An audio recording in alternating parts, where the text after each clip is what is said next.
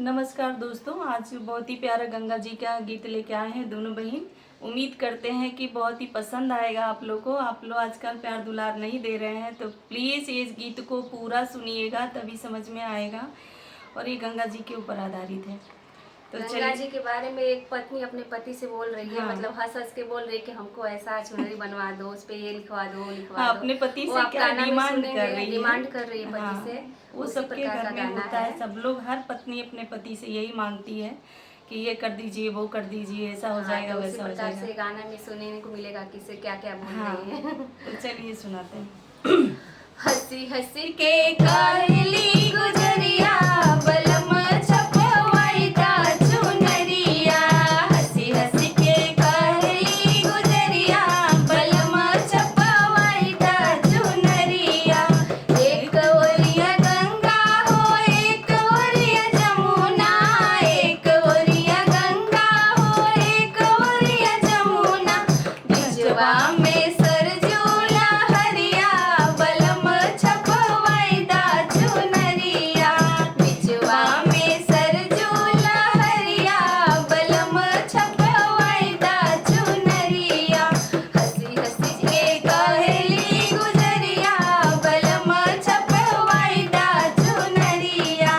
एक ओरिया सूरज हो, एक ओरिया चंदा, एक ओरिया सूरज हो, एक ओरिया चंदा, बिचवा में तारा अजरिया बलम छपवाईदा चुनरिया, बिचवा में तारा अजरिया बलम छपवाईदा चुनरिया।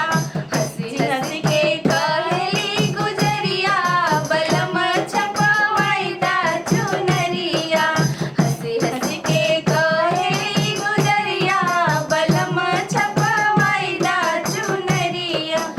एक ओरिया गोकुल हो, एक ओरिया मथुरा, एक ओरिया गोकुल हो, एक ओरिया मथुरा, बिचवा में अवध नगरिया बलम छपवाईदा चुनरिया, बिचवा में अवध नगरिया बलम छपवाईदा चुनरिया।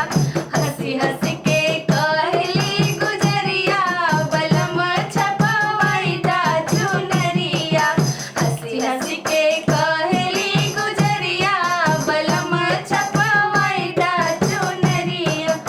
एक ओरिया सासू हो, एक ओरिया ससुर हो, एक ओरिया सासू हो, एक ओरिया ससुर हो, बिचवा में आपन सूरतिया बलम छपवाईदा चुनरिया, बिचवा में आपन सूरतिया बलम छपवाईदा चुनरिया।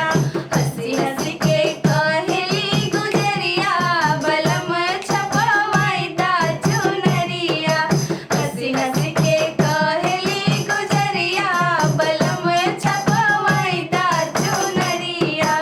गाइस, कैसा लगा? जरूर बताइएगा, जरूर कमेंट में। बताइएगा। हर हर हर महादेव। हर महादेव।